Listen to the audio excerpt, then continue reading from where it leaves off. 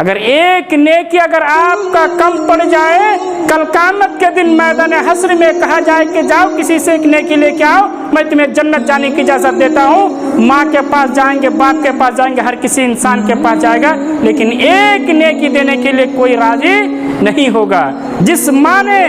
10 महीना 10 दिन तक अपने पेट में रखा और अपनी छाती से तकरीबन 3 कुंटल दूध पिलाई, 3 कुंटल 2.5 साल में दूध पिलाती है एक माँ, उस माँ के पास भी जाएंगे, माँ एक नेकी कम पड़ गई है, दे दीजिए मैं जन्नत चला जाऊँ। माँ भी यही कहेगी कि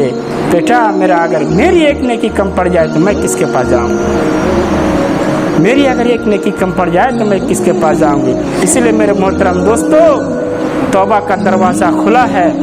कब ले इसके कि तौबा का दरवाज़ा बंद हो जाए। हर इंसान अपने अपने गुनाहों को याद करके तौबा तो नसूहा करे और अल्लाह ताला के